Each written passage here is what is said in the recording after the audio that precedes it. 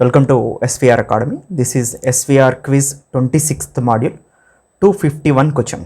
So ఈ 251 question వచ్చేసి మనకి ఎకానమీకి సంబంధించింది, గ్రూప్ 2లో చాప్టర్ 4కి సంబంధించింది, గ్రూప్ 1లో ఎకనామిక్ డెవలప్మెంట్ అనే కాన్సెప్ట్కి సంబంధించింది. What is the tenure of the loans provided by the centre to the states under scheme of financial assistance to state for capital expenditure? Capex capital expenditure మూలధన వ్యయం కోసం రాష్ట్రాలకు ఆర్థిక సహాయ పథకం క్రింద రాష్ట్రాలకు కేంద్రం అందించే రుణాల పదవీ కాలం ఎంత అంటున్నారు. ఒక స్కీమ్ని అనౌన్స్ చేయడం జరిగిందండి. ఆ స్కీమ్ పేరే scheme of financial assistance to state for capital expenditure.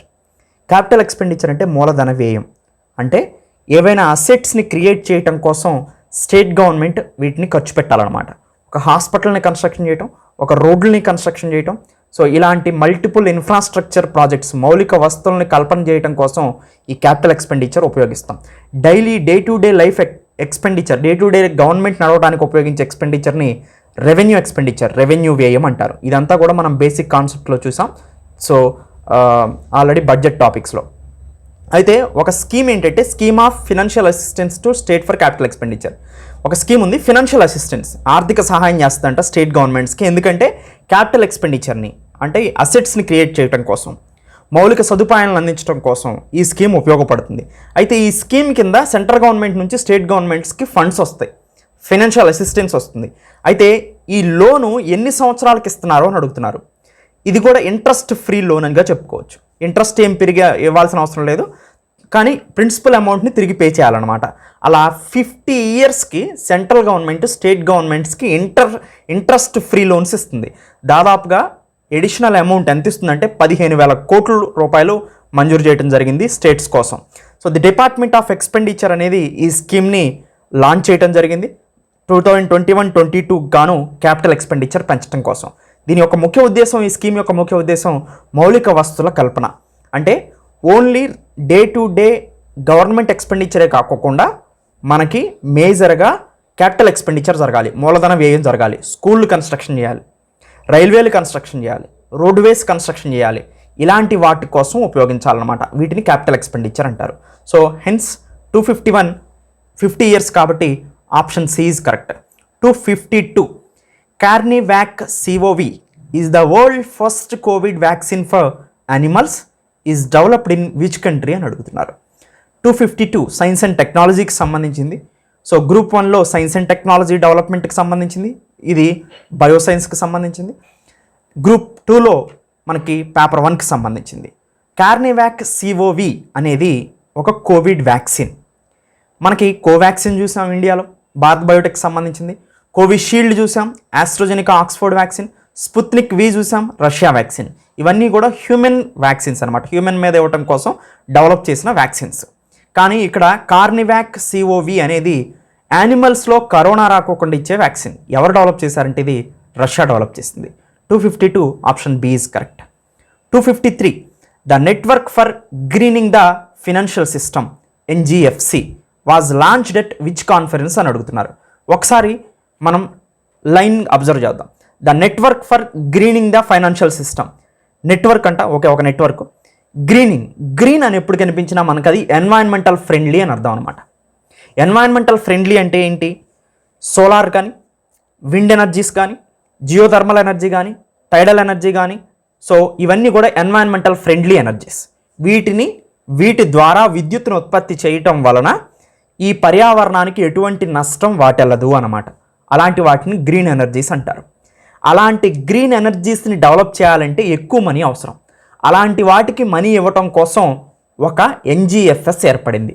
అదే network for greening the financial system was launched at which conference? ఏ కాన్ఫరెన్స్లో ఈ NGFS అనే ఒక విధానాన్ని లాంచ్ చేశారు, ప్రారంభించబడింది అంటే 2017లో ప్యారిస్లో జరిగినటువంటి ఒక సమ్మిట్లో, ప్యారిస్ వన్ ప్లానెట్ సమ్మిట్.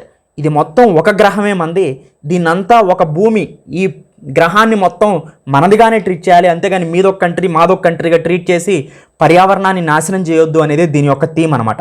అందుకనే ప్యారిస్లో జరిగినటువంటి, ఫ్రాన్స్లో జరిగినటువంటి వన్ ప్లానెట్ సమ్మిట్ డిసెంబర్లో 2017లో జరిగినప్పుడు సో ఈ NGFS అనే దాన్ని లాంచ్ చేయడం జరిగిందనమాట.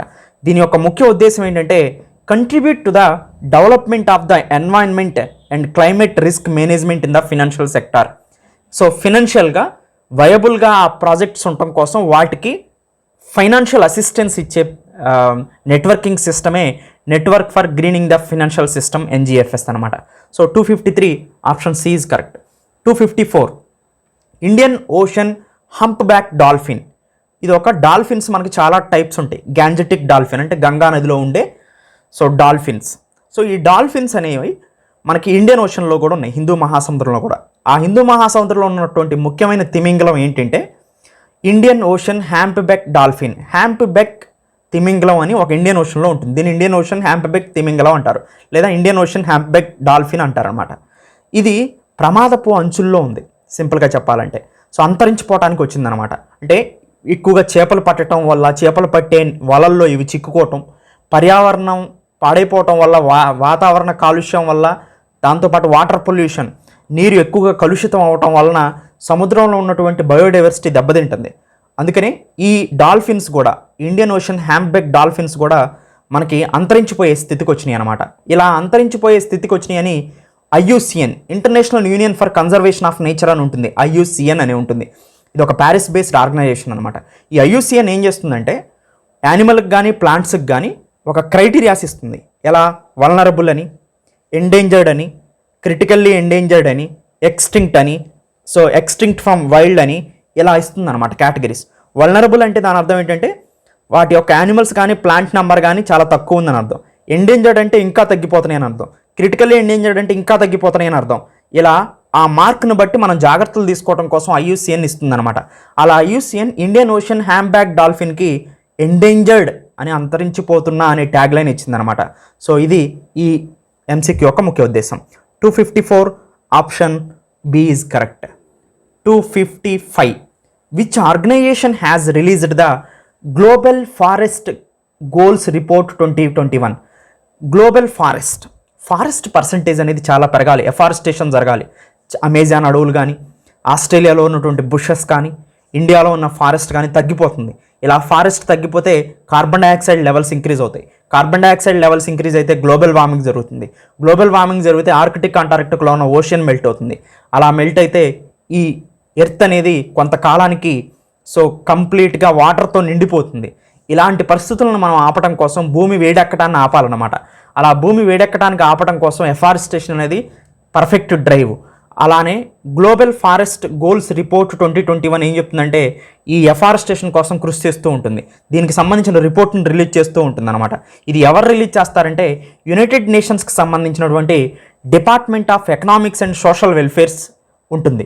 సో అదే UNECOSOC. ECO అంటే ఎకనామిక్స్, SOC అంటే సోషల్ అఫైర్స్. సో ఇలా యునైటెడ్ నేషన్కి సంబంధించిన department of Economics and Social affairs of the United nation ఏం చేస్తుందంటే global forest goals report every year release చేస్తుంది. అలానే 2021 కూడా రిలీజ్ చేస్తుంది అనమాట. ఈ రిపోర్ట్లో ఎందుకు రిలీజ్ చేస్తుంది అంటే మనకి గ్లోబల్ ఫారెస్ట్ గోల్స్ ఎన్ని ఉన్నాయంటే దాదాపుగా 6 ఉన్నాయి.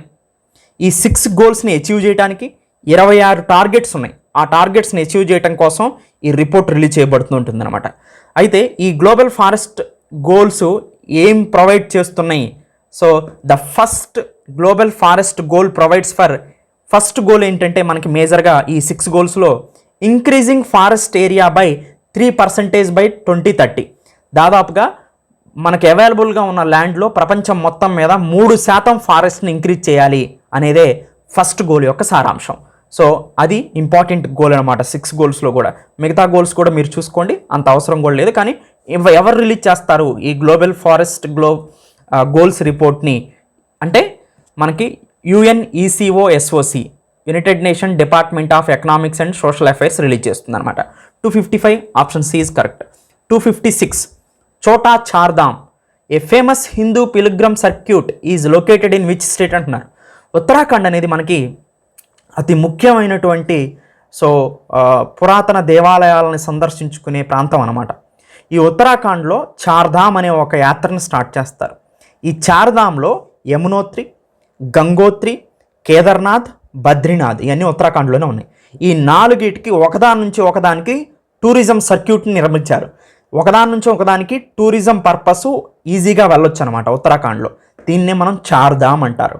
ఇలాంటి టూరిజం సర్క్యూట్ని డెవలప్ చేశారు. సో అదే చార్ధామ్. ఇది ఏ స్టేట్లో ఉంది? ఉత్తరాఖండ్లో ఉంది. 256 option B is correct. 257 which Indian insurance company has featured in the top 10 list of most valuable insurance brands globally. So ఇది మనకి గ్రూప్ 2 పేపర్ 3కి సంబంధించింది, గ్రూప్ 1 ఎకనామిక్ డెవలప్మెంట్కి సంబంధించింది. ప్రపంచవ్యాప్తంగా అత్యంత విలువైన బీమా బ్రాండ్లు ఉంటే టాప్ 10లో మన ఇండియా కంపెనీ కూడా ఉంది. ఈ ఇండియా కంపెనీ ఏంటంటే life insurance corporation of India, LIC అనేది 3rd ప్లేస్లో ఉంది ప్రపంచంలోనే. అంటే బీమా సంస్థల యొక్క పనితీరుని మనం గమనిస్తే ఎల్ఐసి పనితీరు బాగుంది. ఇది ప్రపంచంలోనే 3వ ప్లేస్లో ఉంది అనేది మనకు అర్థమవుతుంది అనమాట.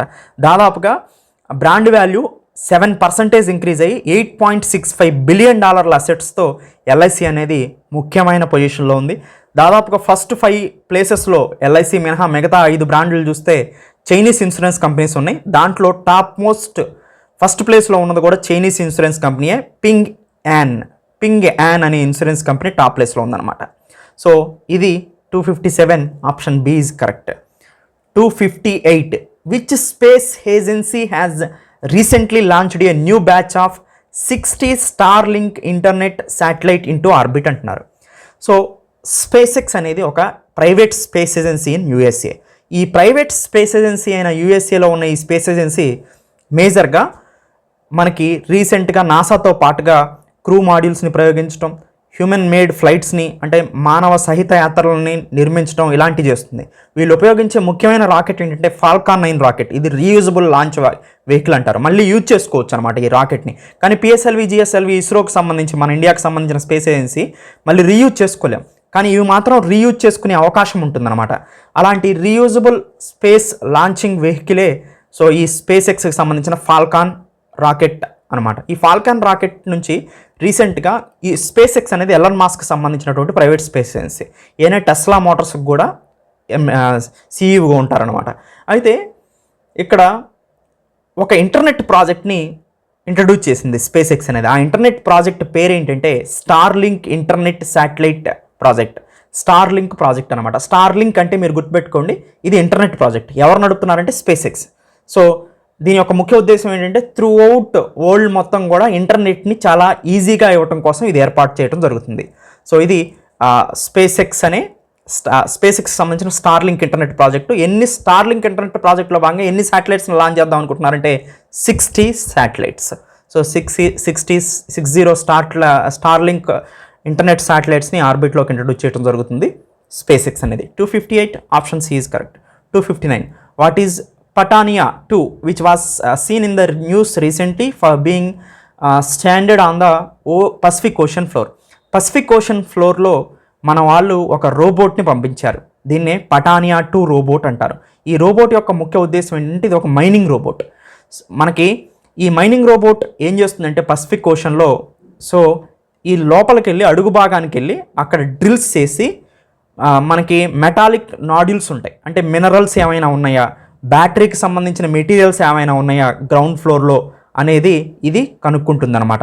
ఇది ఎవరు టెస్ట్ చేశారంటే global sea mineral resource GSR అనే ఒక సంస్థ ఈ పటానియా 2 అనే ఒక 25 టన్ మైనింగ్ రోబోట్ని ప్రోటోటైప్ని సముద్రం పసిఫిక్ ఓషన్లోని సముద్ర లోతుకు పంపించి అక్కడ సో మైనింగ్ చేయడమే దీని యొక్క ముఖ్య ఉద్దేశం అనమాట. అంటే లోపల సముద్రం అడుగు భాగాన ఉన్నటువంటి మినరల్ రిసోర్సెస్ని ఎక్స్ట్రాక్ట్ చేయడానికి ఈ ప్రయోగం బాగా ఉపయోగపడుతుంది.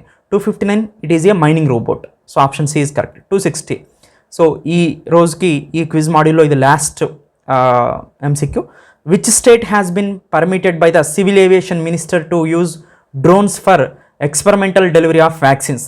సో ఐసీఎంఆర్ గైడ్లైన్స్ని బేస్ చేసుకొని తెలంగాణ గవర్నమెంట్ డ్రోన్స్ను ఉపయోగిస్తుంది వ్యాక్సిన్స్ని ఒక ప్రాంతం నుంచి ఒక ప్రాంతానికి డెలివరీ చేయడం కోసం. 260 ఆప్షన్ సి ఈజ్ కరెక్ట్. ఒక ఇంపార్టెంట్ పాయింట్ ఏంటంటే ఎవరైనా డ్రోన్స్ను ఉపయోగించాలంటే ఎవరు పర్మిషన్ తీసుకోవాలంటే గవర్నమెంట్ ఆఫ్ ఇండియాకి సంబంధించిన సివిల్ ఏవియేషన్ మినిస్ట్రీ పర్మిషన్ మాత్రం మస్ట్ అండ్ షుడ్ అనమాట. 260 option C is correct. So thank you, welcome to SVR Academy.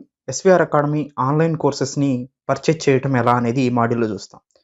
SVR Academy నుంచి గ్రూప్ 1, గ్రూప్ 2 దాంతోపాటుగా సింగిల్ మాడ్యూల్స్ అయిన ఏపీ హిస్టరీ, ఎకానమీ, ఇండియన్ పాలిటీని మీకు అందించడం జరుగుతుంది. వాటిని ఎలా పర్చేజ్ చేసుకోవచ్చు ఏ కోర్సునైనా అనేది ఒకసారి ఇక్కడ చూద్దాం. ఫస్ట్ క్రోమ్ను ఓపెన్ చేస్తారు. ఓపెన్ చేసిన తర్వాత www.svracademy.inలోకి వెళ్తారు. వెబ్సైట్ ఓపెన్ అవుతుంది. ఈ వెబ్సైట్ ఓపెన్ అయిన తర్వాత కిందకి స్క్రోల్ చేస్తారు. కిందకి స్క్రోల్ చేసిన తర్వాత ప్రతి కోర్సు దాన్ని కింద బై నౌ అనే బటన్ కనిపిస్తూ ఉంటుంది మనకి. సపోజ్ నేను గ్రూప్ 2 పర్చేజ్ చేయాలని అనుకుంటున్నాను అనుకోండి. ఫస్ట్ నేను గ్రూప్ 2 కోర్సుని సెలెక్ట్ చేసుకుంటాను. సపోజ్ ఇక్కడ గ్రూప్ 2 వచ్చింది. ఇక్కడ నీకు బై నౌ అనే ఆప్షన్ ఉంది. బై నౌని క్లిక్ చేస్తాను. బై నౌని క్లిక్ చేసిన తర్వాత ఒక రిజిస్ట్రేషన్ ఫామ్ ఓపెన్ అయింది. ఆ రిజిస్ట్రేషన్ ఫామ్లో నా డీటెయిల్స్ని ఎంటర్ చేస్తాను అనమాట నేను. ఓకే, నా నేమ్ ఎంటర్ చేశాను.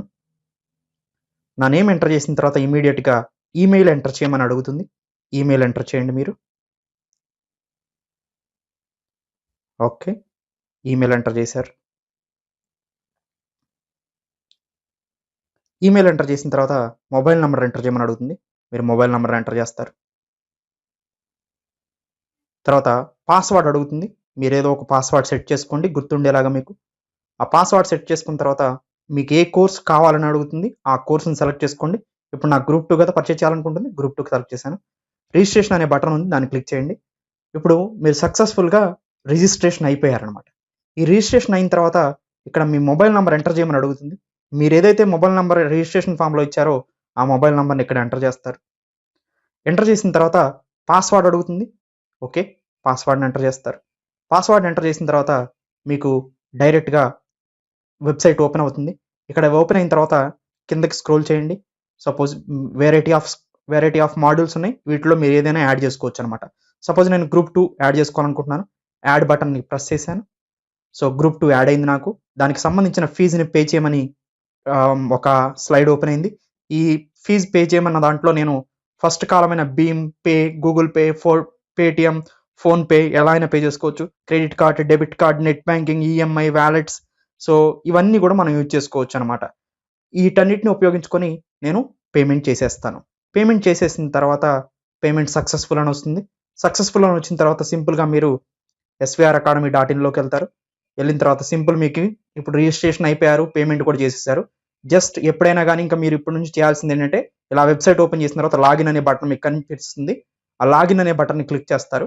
సింపుల్గా మీకు ఇక్కడ మొబైల్ నెంబర్ మీరు ఏదైతే రిజిస్ట్రేషన్ అయ్యారో సో దేని ద్వారా పేమెంట్ చేశారో ఆ మొబైల్ నెంబర్ని ఎంటర్ చేస్తారు ఇక్కడ. ఓకే, ఆ మొబైల్ నెంబర్ ఎంటర్ చేశారు. ఎంటర్ చేసిన తర్వాత పాస్వర్డ్ అడుగుతుంది. పాస్వర్డ్ని ఎంటర్ చేస్తారు. ఓకే, పాస్వర్డ్ ఎంటర్ చేసిన తర్వాత సింపుల్గా మీకు కోర్స్ ఓపెన్ అయిపోయింది. మీరు ఏదైతే కోర్సుని పర్చేజ్ చేశారో ఆ కోర్స్ కోసం లెఫ్ట్ సైడ్లో 3 డాట్స్ ఉన్నాయి. ఆ 3 డాట్ని కొడితే ఇక్కడ dash board, profile, video, study material, test series అని కనిపిస్తుంది. వీడియో మీద క్లిక్ చేయండి. మీరు యాడ్ చేసుకున్న గ్రూప్ 2 పర్చేజ్ చేసింది ఇక్కడ కనిపిస్తుంది. ఏపీపీఎస్సీ గ్రూప్ 2 మీద క్లిక్ చేయండి. మీకు సంబంధించిన వీడియోస్ మొత్తం ఓపెన్ అవుతాయి కంటిన్యూగా. ఫస్ట్ నుంచి లాస్ట్ వరకు చూస్తూ వెళ్ళిపోవటమే మీరు ఇంకా. సో ఏదైనా డౌట్స్ వస్తే దీంట్లో సింపుల్గా అడ్మినిస్ట్రేషన్ నంబర్ 7801086536 కాల్ చేసి క్లారిఫికేషన్ చేసుకోవచ్చు. జస్ట్ సైన్ అవుట్ అయిపోతారు అంతే. సో మళ్ళీ కావాలనుకుంటే సింపుల్గా సైన్ ఇన్ అవుతారు, సైన్ అవుట్ అవుతారు. ఇదే ప్రాసెస్ ప్రకారం మీరు ఆన్లైన్ కోర్సెస్ని పర్చేజ్ చేసుకోవచ్చు. ఈ పరిణామ క్రమంలో మీకు ఏ డౌట్ వచ్చినా కానీ ఎస్విఆర్ అకాడమీ అడ్మినిస్ట్రేషన్ నంబర్ 7801086536 నంబర్కి కాల్ చేసి మీరు డౌట్స్ని క్లారిఫై చేసుకోవచ్చు. Thank you. Welcome to SVR academy.